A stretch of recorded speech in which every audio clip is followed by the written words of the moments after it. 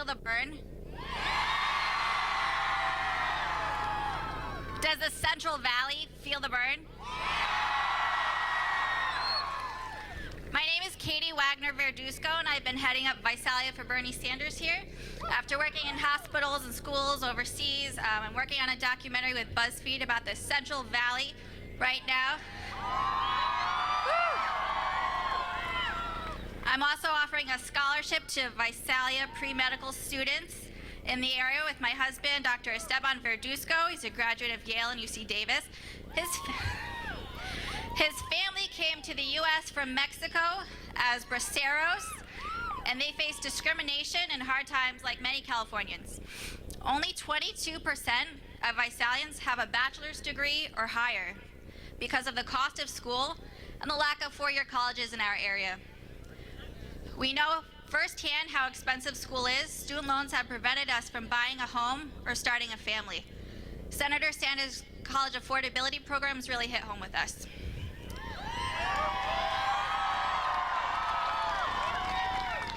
You may have seen Visalia for Bernie Sanders marching down Mooney Boulevard. In the parades in Visalia or Lindsay, at the swap meets, or in our delegate caucus, or maybe we've knocked on your door in Porterville, Exeter, or Woodlake.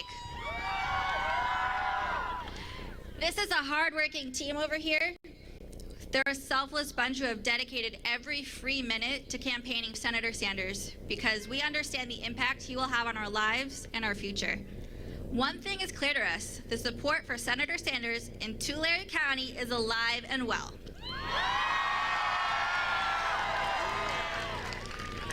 The Central Valley is excited about Senator Sanders' campaign because his message resonates with us. Several weeks ago, Sanders' team asked me and other local leaders to tell them what issues matter to us here in the Central Valley so he can address them when he becomes president.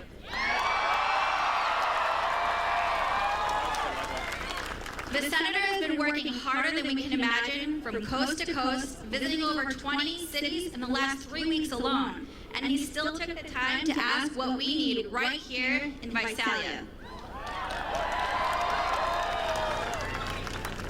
We told them about how Tulare County was the #1 most productive farm county in the nation in 2014.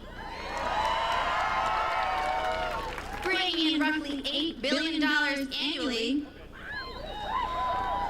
and yet 28% of Tulare County residents lived below the poverty line in 2014.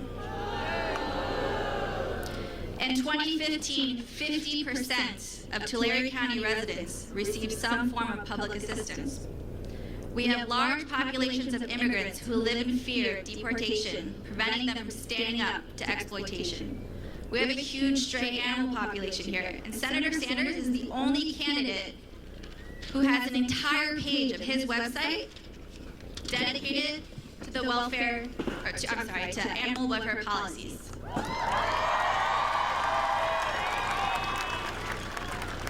Here, we're severely lacking in doctors, forcing people like my own family members to travel far for healthcare or go without it. Babies in the Central Valley suffer from baby blue syndrome from nitrates in the water.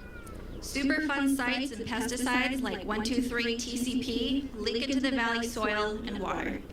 We are situated here in Visalia between Fresno and Bakersfield, Forbes lists #1 and 2 picks for the most polluted cities in America. The Lung Association ranked the Visalia-Porterville area the second worst in the state for air quality for ozone levels, and the third worst for particle pollution.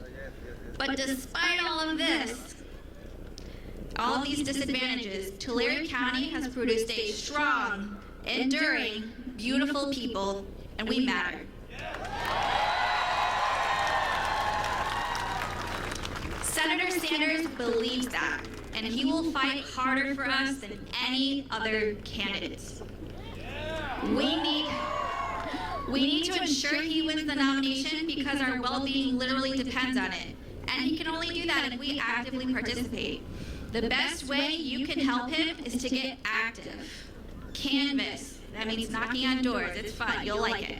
And phone bank. And vote. And tell your friends and family to vote. We have events every day through June 7th, the day you need to go to the polls and vote. We have a dedicated team in the crowd ready to sign you up. Look for people on your way out with clipboards, and that's how you're going to help Senator Sanders win the nomination. We can do this.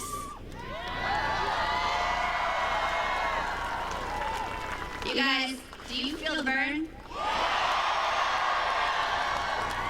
One more time, do we, here in Tulare County, do we feel the burn? Thank you.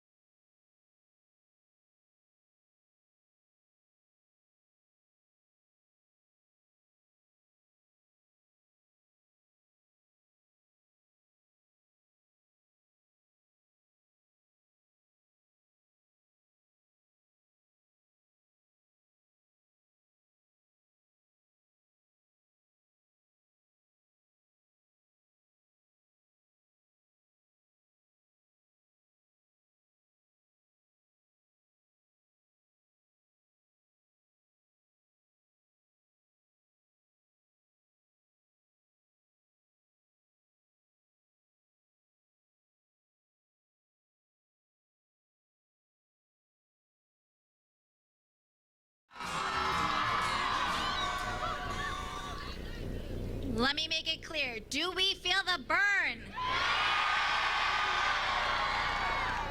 Can I get a Bernie Sanders chant? When I say Bernie, you say Sanders? Bernie! Bernie! Bernie! Bernie! Bernie! Bernie! Bernie! Bernie! One more time. Do we feel the burn?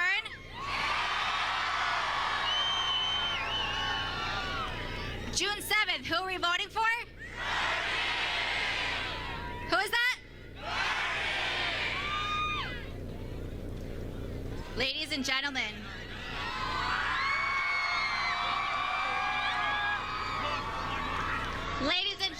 do we feel the burn? Are we excited here?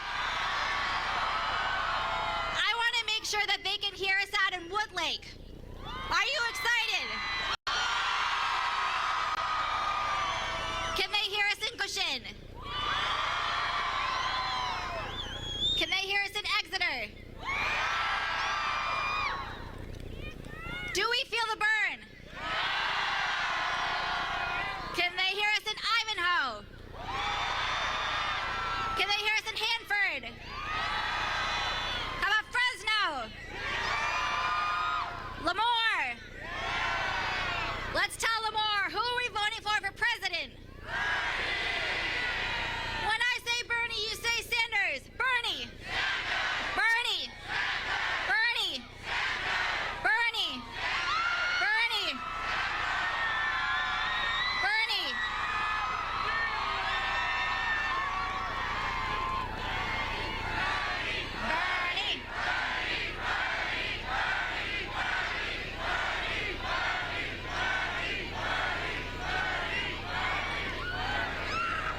Ladies and gentlemen, it is my honor to introduce to you Senator Bernie Sanders.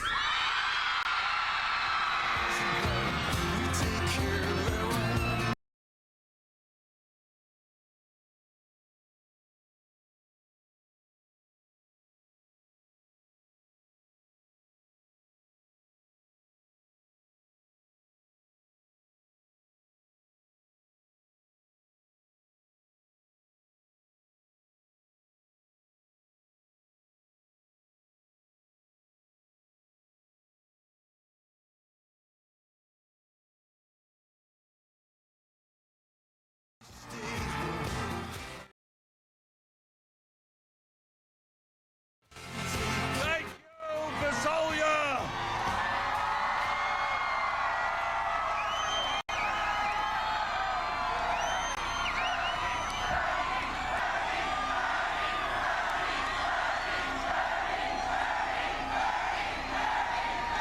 Thank you very much. Let me begin by telling you I come from Vermont, which is a little bit north of here. We don't usually get days like this. So I guess everybody is feeling the burn today, right?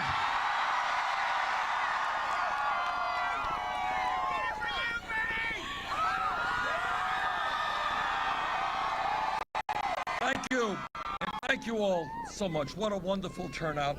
And we appreciate all of you for being here. Let me thank the Weston Hardin Band. And let me thank Caitlin Wagner-Verduzco for that wonderful introduction.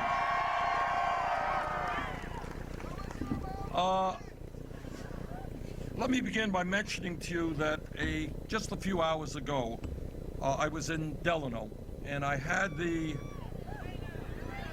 Delano, oh God. Delano? All right, I was in Delano. How's that? Better? All right. And I had the opportunity to visit the location where Cesar Chavez, and all of you know that Cesar Chavez was one of the great civil rights leaders of the 20th century. And I met with his nephew, Federico Chavez, who showed me around the area where Cesar Chavez had worked, and also where he had fasted back in 1970. Do you all recall that? He went on a hunger strike in order to protest what the pesticides were doing to the farm workers. And he called attention, and the movement, the farm workers movement, called attention to what most Americans, certainly outside of California and Florida, really did not know much about, and that is and was the plight of farm workers.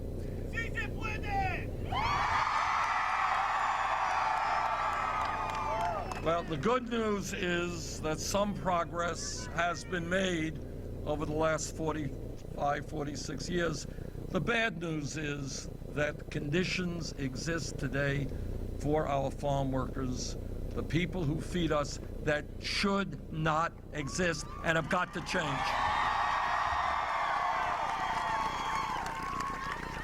It is not acceptable to me that farm workers continue to work at starvation wages and terrible working conditions.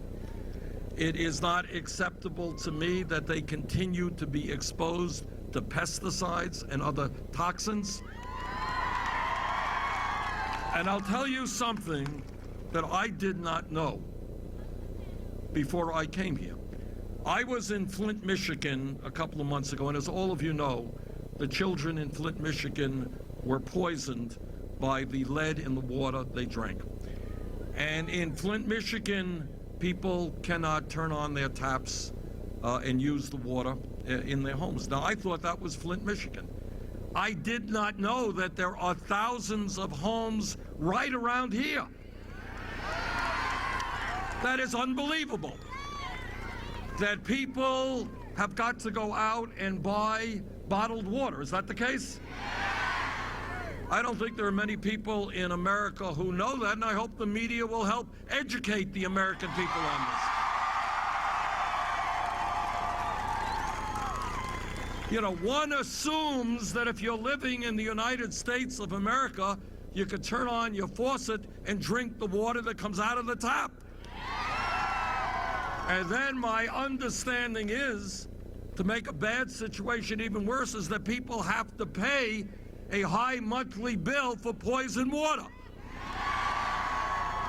All right, we're gonna, if elected president, brothers and sisters, we are going to end that atrocity. That should not be taking place.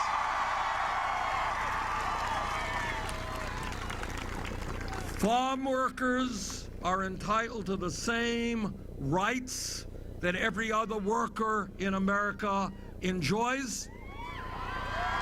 Farm workers should not be exempt from labor law. Farm workers who do back-breaking work in days like today, hot days like today, must receive decent wages and decent benefits. And together, we are going to make that happen.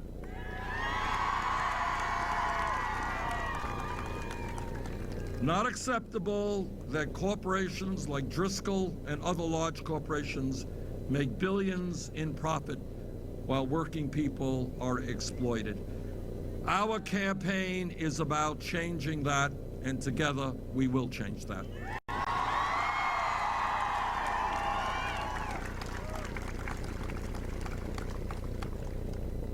I am delighted to see so many people here today with the knowledge that you are all prepared to stand up and help us make the political revolution.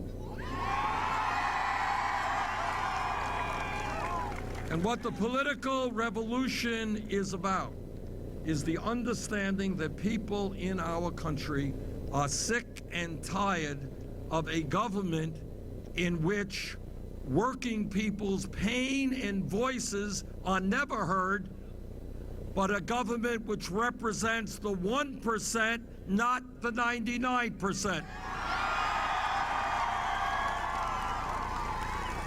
And together we're going to turn that upside down. We're going to create a government in which working people and poor people and children and the elderly and our veterans and those who are sick, that their voices are heard, not just Wall Street billionaires.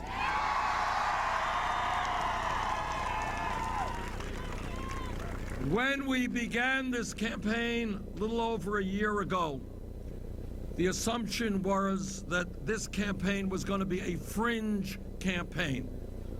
Well, turns out that the experts were not quite right.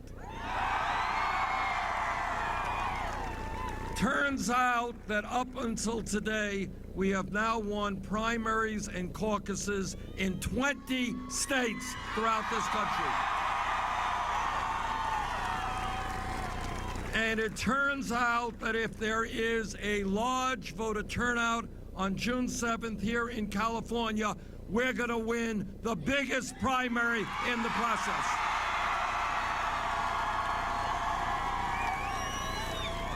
And I believe not only on June 7th will we win here in California, I think we're going to win a number of other states as well. And if that's true, if we win big in California and in other states, we're going to go marching into the Democratic convention with enormous momentum, and we are going to be marching out with the Democratic nomination.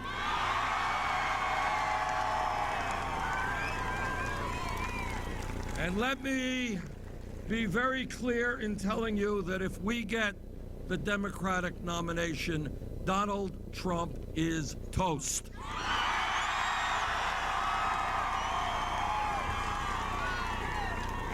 And let me tell you why.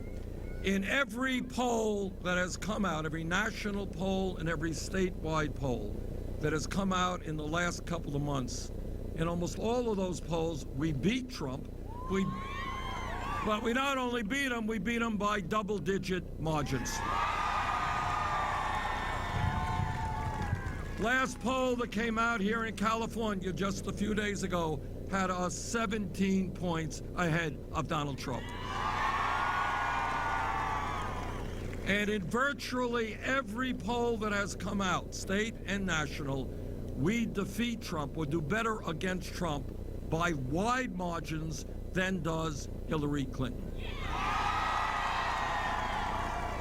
And the message that we're going to take to the Democratic convention is that if the Democrats want a candidate who will beat Trump and beat him badly, our campaign is the campaign to do it.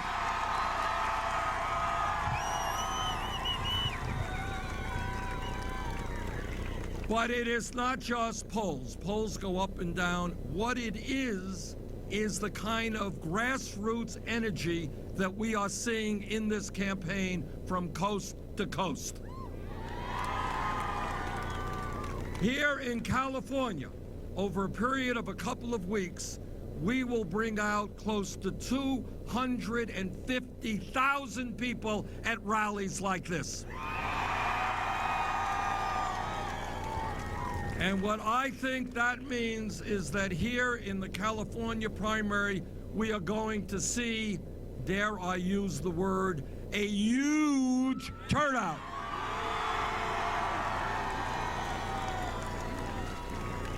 And I think that the energy and the enthusiasm that our campaign is generating will mean a very large turnout in November. And here's a political truism. Republicans win elections when people are tired and demoralized and give up on the political process. Progressives and Democrats win elections when people are prepared to stand up and fight for a government that works for all of us.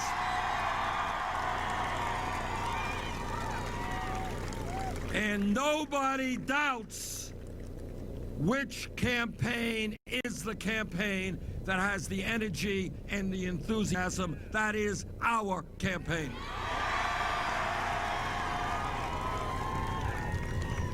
And the other thing about this campaign that has been extremely gratifying is that in primary after primary and caucus after caucus, we have won overwhelmingly the youth vote.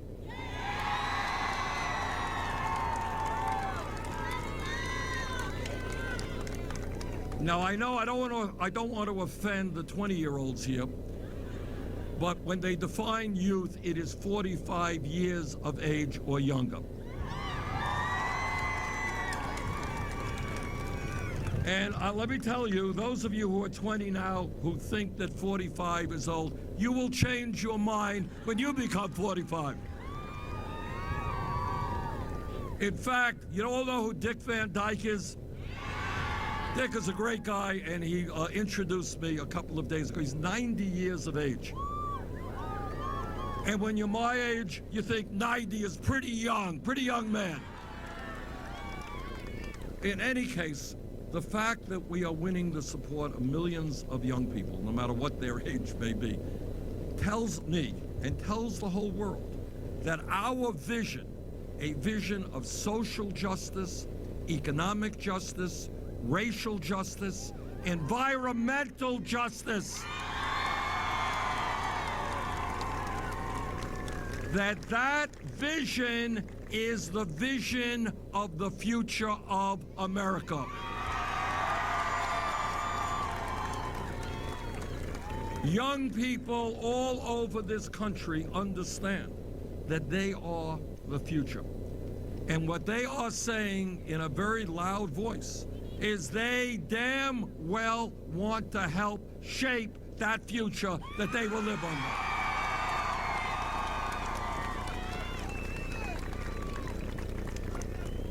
And the other reason that Trump will not become president is the American people, in my view, will never vote for a candidate who insults Mexicans and Latinos,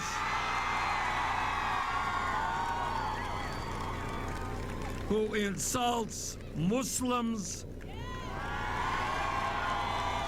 who insults women and African Americans, who even insults veterans. Now, as some of you may know, my father came to this country from Poland at the age of 17, and he never made any money, but he was a very, very proud American because he was able to raise his kids, my brother and I, in a way that never would have been the case back in the poverty that he came from.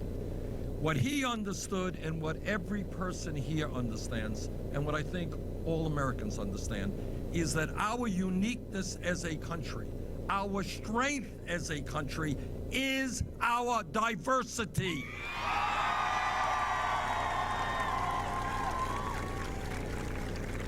Whether we are black or white or Latino or Asian American,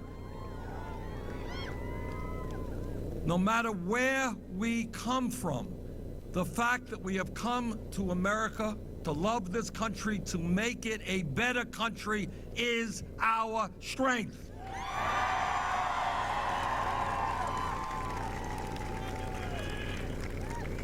And our campaign is about bringing people together, not dividing them up.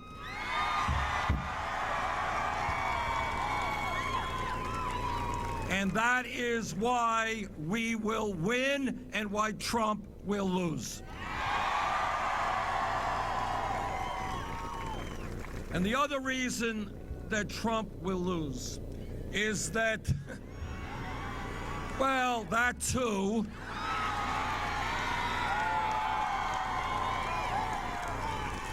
You see, what we don't appreciate it, and Donald Trump does appreciate. You have to take a deep breath and hear this. Donald Trump understands that Donald Trump is the greatest everything in the world. You see, now most of us don't quite agree with that. In fact, he just came here to California, or maybe he's still here in California, and he has concluded. You see, he has concluded, against all of the scientific evidence, against what every person in California knows, that there is a major drought here.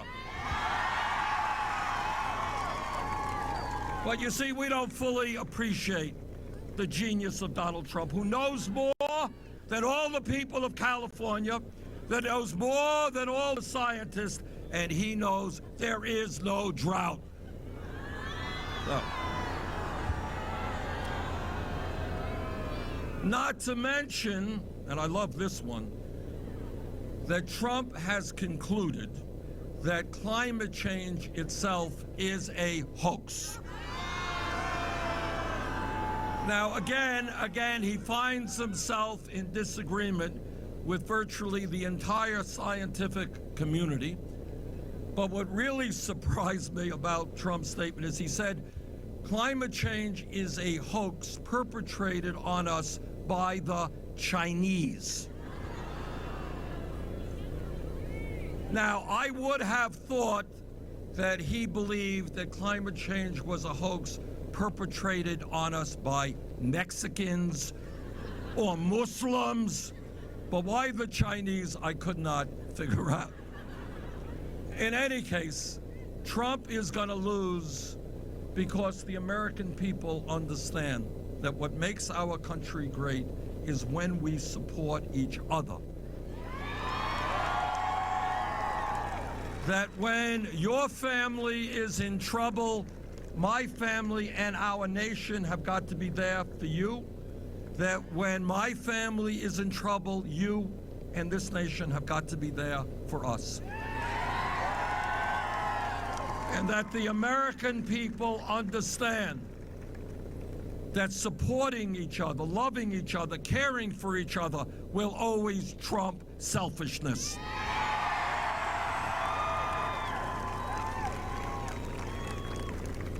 And what the American people also understand in a very profound way is what every major religion on earth has taught us for centuries. And that is that love always trumps hatred.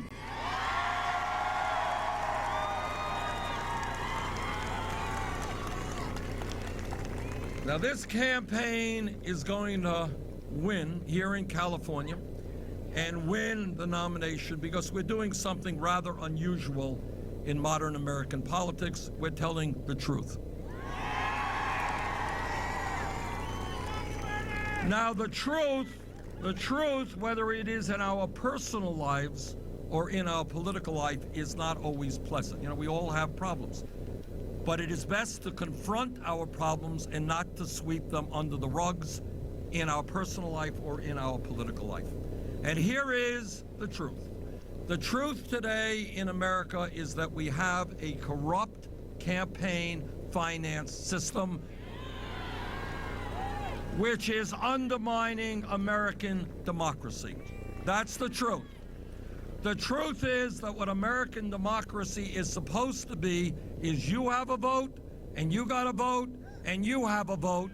One person, one vote, not billionaires buying elections.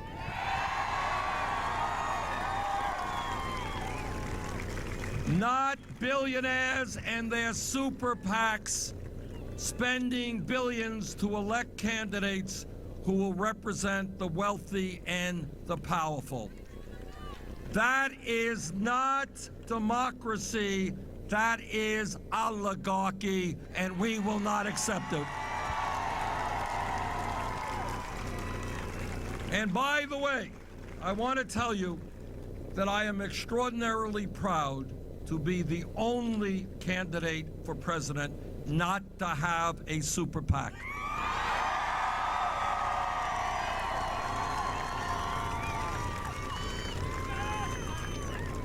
We don't represent the billionaire class. We don't represent Wall Street. We don't want their money. And what we have done is uniquely in the history of this country, uniquely, we have now raised almost 8 million individual campaign contributions.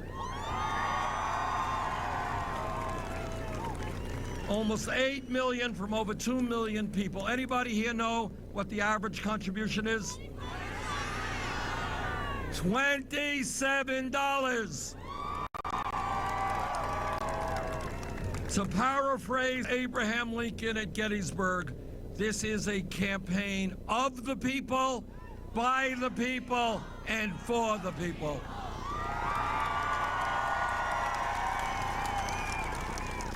Now, Secretary Clinton has raised her money, has raised her campaign funds in a very different way. She has a number of super PACs, has received many, many millions of dollars from Wall Street. Well, I don't know how you can take millions of dollars from powerful special interests and then tell the American people you're going to stand up and take on those special interests. But this campaign is not only about ending a corrupt campaign finance system, it is about ending a rigged economy.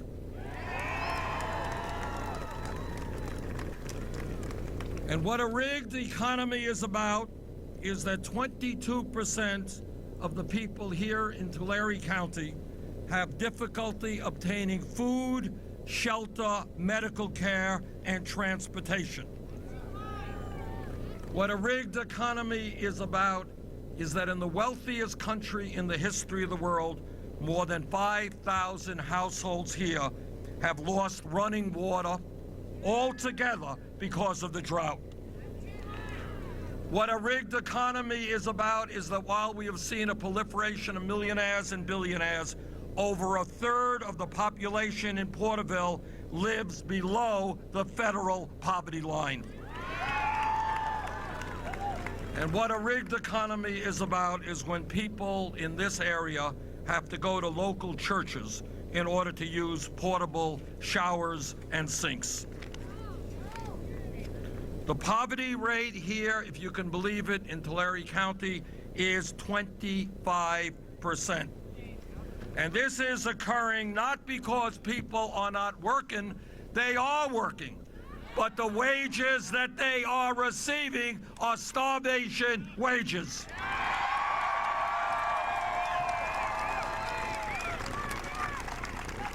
What a rigged economy is about is ending the absurdity of the United States having more income and wealth inequality than any other major country on earth.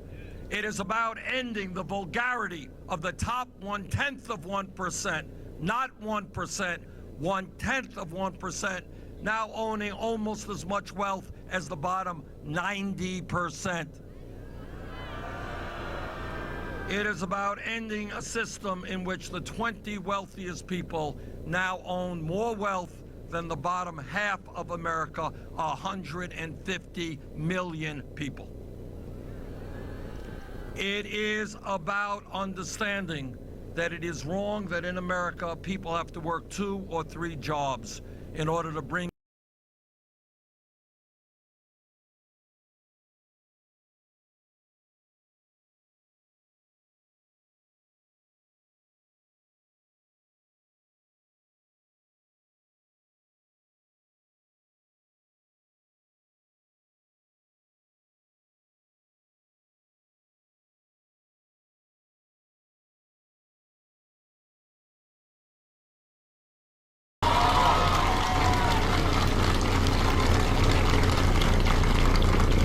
When we talk about local police departments, it is important that we demilitarize local police departments.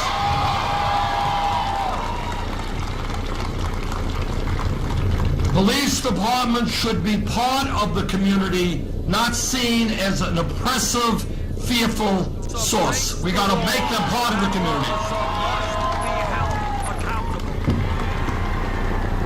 Police departments should reflect the diversity of the communities they serve. When we talk about local police departments, we must end corporate ownership of jails and detention centers.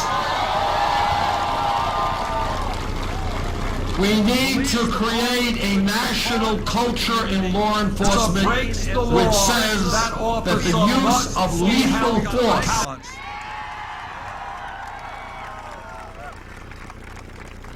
we have got to rethink the so-called war on drugs. Over the last 30 years, millions of Americans, blacks and whites and Latinos, Asian Americans, whatever, have received police records because they were arrested for possessing marijuana. Right now, under the Federal Controlled Substance Act, marijuana is listed as a Schedule I drug right next to heroin. Now, I think, we can argue about the pluses and minuses of marijuana, but no sane person thinks that marijuana is equivalent to a killer drug like heroin. And that is why I have offered legislation to take marijuana out of the Federal Controlled Substance Act.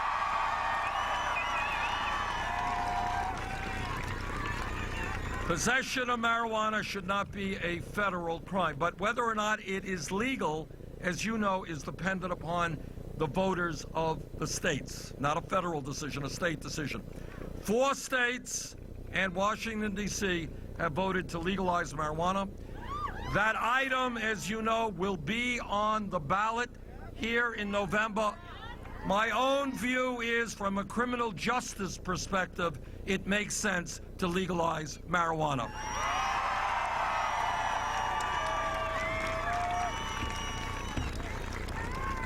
This campaign is going to win because we are listening to ordinary Americans and not billionaire campaign contributors.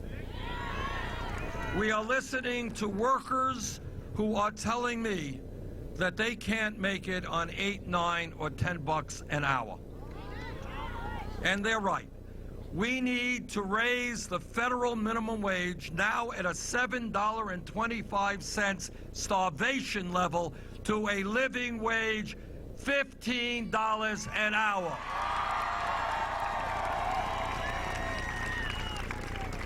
And I know when we talk about pay equity that every man here will stand with the women in opposition to the fact that women today make 79 cents on the dollar. That has nothing to do with economics, everything to do with sexism. Let us stand together and fight for pay equity for women.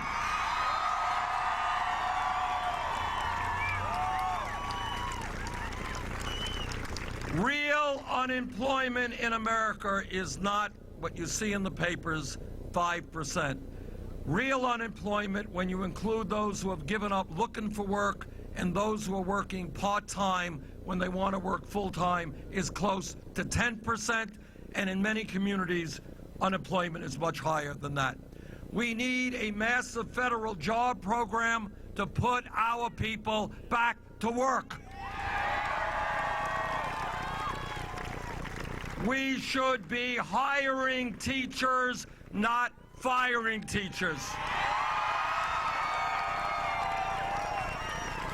We should be hiring hundreds of thousands of people to work with our littlest ones and create the best child care system in the world. As all of you know, whether it is the water system right here, whether it is our wastewater plants, whether it is our roads, our bridges, our rail system, the American infrastructure is collapsing. If we invested $1 trillion in rebuilding our water systems and our wastewater plants and our rail system and our airports, we can create 13 million good-paying jobs, and that's what I intend to do.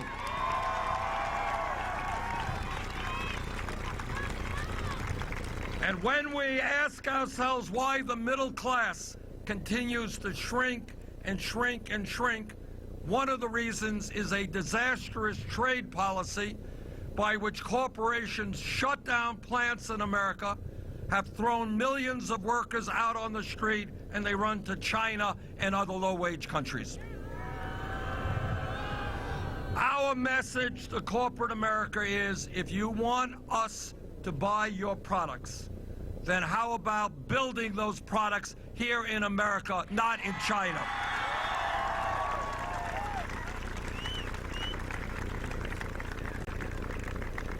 This campaign is listening to women.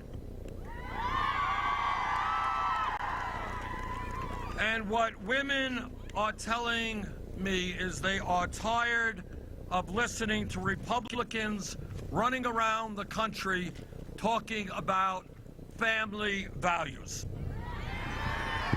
All right, we all know what they mean by family values. What they mean, everybody has got to understand this, is they are telling every woman in California and in this country that she does not have the right to control her own body. I disagree.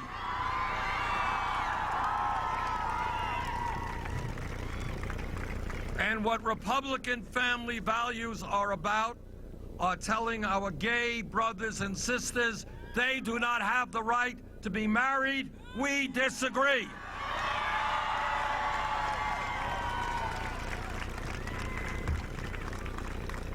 My wife Jane and I have been married 28 years as of yesterday. Thank you. Best decision I ever made.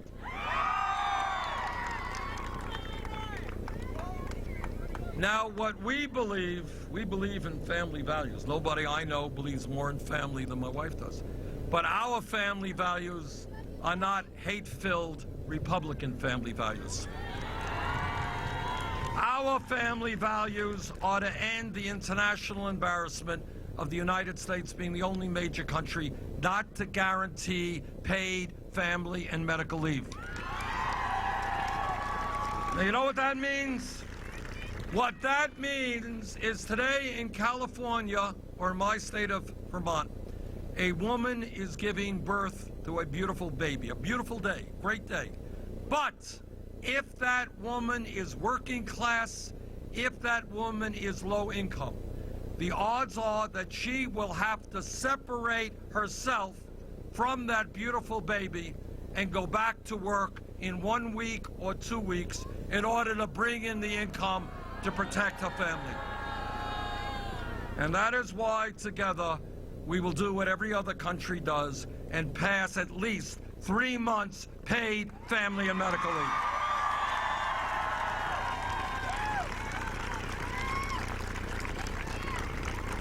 This campaign is listening to young people. And what young people are telling me from coast to coast, how does it happen that when they do exactly the right thing, the thing their parents, their teachers, their community said to do, and go out and get the best education they can, why do they have to end up $30,000, $50,000, $70,000 in debt?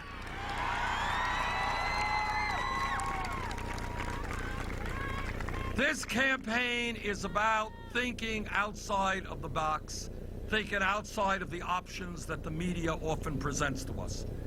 Think for a moment. We live in a highly competitive global economy. We need the best educated workforce in the world.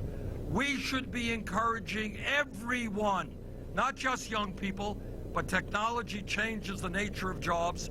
We should be encouraging everybody to get the best education they can. We should be encouraging people, not punishing people for getting that education. 50 years ago, a high school degree was pretty good. It allowed you to go out, get a job, and make it into the middle class. The world has changed. Today, people need more education. That's just the fact. And that is why I believe that when we talk about public education today, it is not good enough to talk about first grade through 12th grade. We've got to be talking about making public colleges and universities tuition free.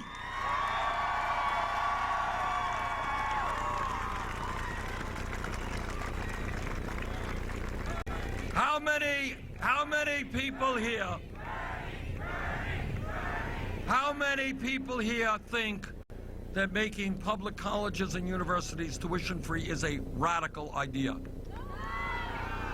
It's not a radical idea. Does anybody know how much it costs to go to college in Germany? You know how much it costs to go to college in Scandinavia? Do you know how much it used to cost 45 years ago to go to a public university here in California? It was virtually free. That's right. What happened? What happened is exactly the right question. And what happened is the greed of the big money interest said that young people should not be able to get that free tuition at public universities.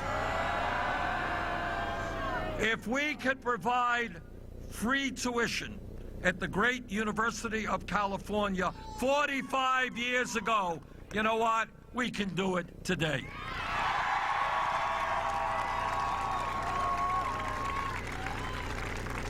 And people say, well, Bernie, you're a nice guy. You know, you want to do free tuition at public colleges and universities. Oh, and by the way, how many people here are dealing with student debt? All right. What I think is people should not be burdened year after year, maybe decade after decade, with very high levels of student debt. I am not aware that the people of student debt have committed some terrible crime for which they should be punished. What I'm aware of is they did the right thing and got themselves an education. So what we are going to do is allow those people with student debt to refinance their loans at the lowest interest rates they can find and not be stuck at 5, 6, 10% interest rates. Now, often my critics say, well, Bernie, you know, you're a nice guy, you got white hair, you're like Santa Claus, you want to give away free tuition, you want to lower student debt, how are you going to pay for it? I will tell you exactly how we're going to pay for it. We're going to pay for it through a tax on Wall Street speculation.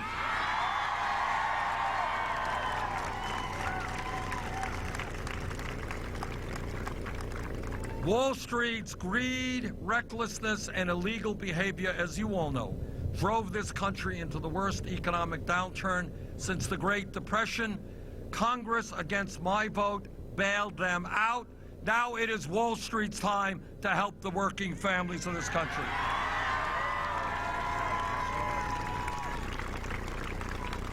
This campaign is listening to the Latino community.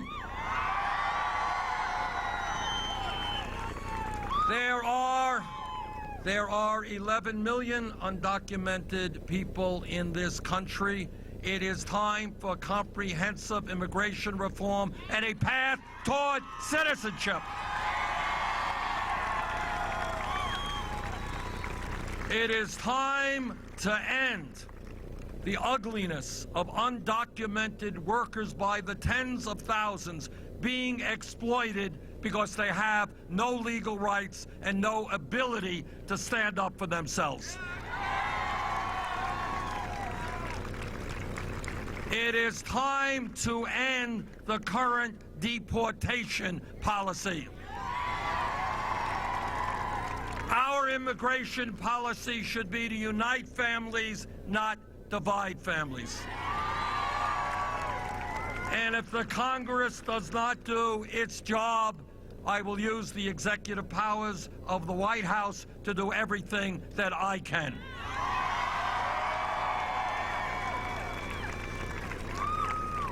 This campaign is listening to the African American community. I have been all over this country. I have been to Flint, Michigan, where kids were poisoned by lead in the water. I've been to Detroit, Michigan, where their public school system is on the verge of collapse. I've been to Baltimore, Maryland, where tens of thousands of people are hooked on heroin and can't get the treatment that they need. And that is why I believe that right now, instead of investing trillions of dollars in wars like the war in Iraq that we never should have gotten into, We have got to rebuild inner cities in this country and our rural communities as well. We should be rebuilding communities in the United States, not in Afghanistan or Iraq. This campaign is listening to a people whose pain is rarely heard. That is the Native American people.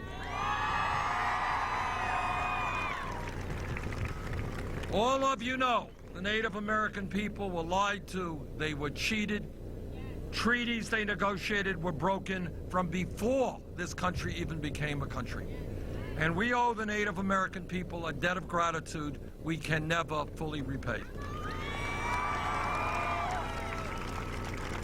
They have taught us so much, and one of the major lessons that they have taught us is that as human beings, we are part of nature. We must live with nature. And if we continue to destroy nature, we are ultimately destroying ourselves. If elected president, our relationship with, when elected president,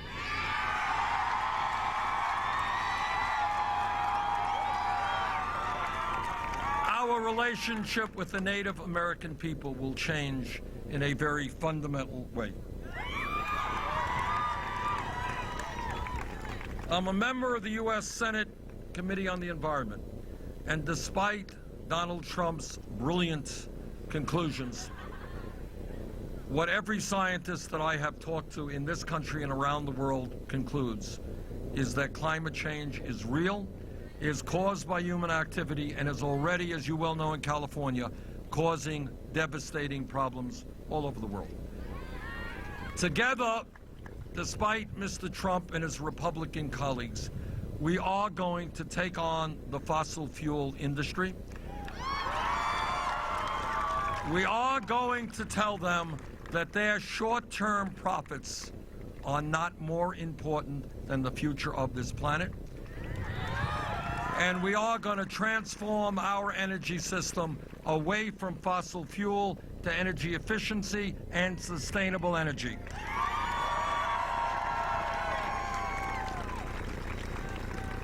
And when we think outside of the box, and when we think about what human beings need, all of us know that health care, the right to health care, is a basic human right.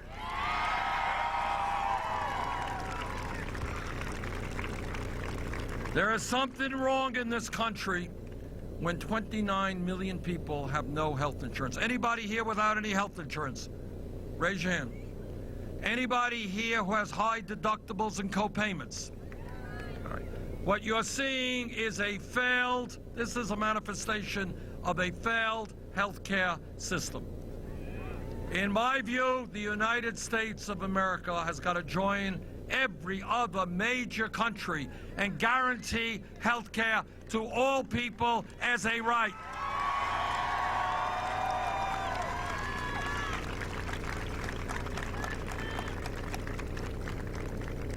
Brothers and sisters, all of you know that real change in America has always taken place from the bottom on up, not from the top on down. Change always takes place when millions of people stand up and fight back for justice. That has been the history of the workers' movement in this country and the creation of unions.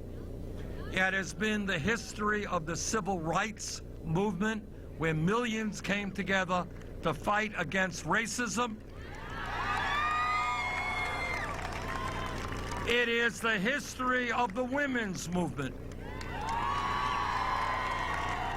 100 years ago, women in America did not have the right to vote or to go out and get the education or the jobs they wanted. But women and their male allies stood up and fought back and said women will not be second-class citizens.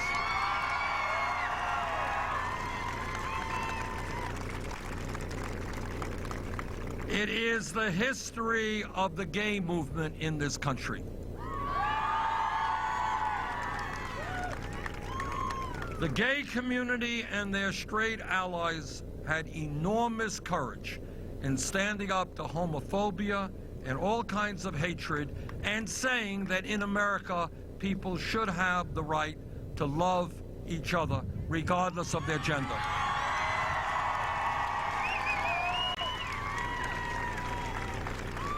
And today we find ourselves in a pivotal moment.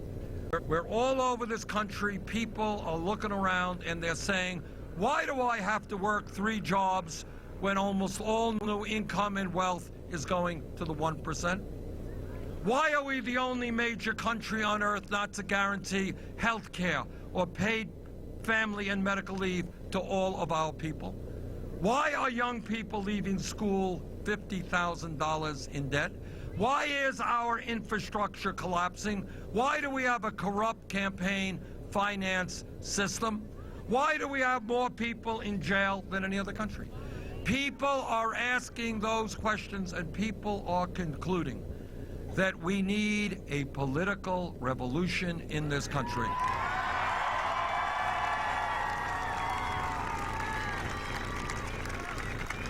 That from coast to coast, millions of people are going to have to stand up and fight back and demand a government which works for all of us, not just the 1%.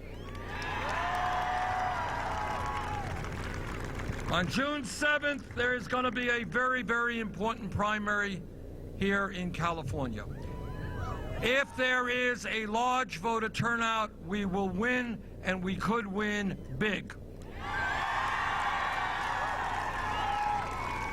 On June 7th, let the people of California, one of the most progressive states in this country, tell the entire world that they are going to help lead this country into a political revolution. Thank you all very much.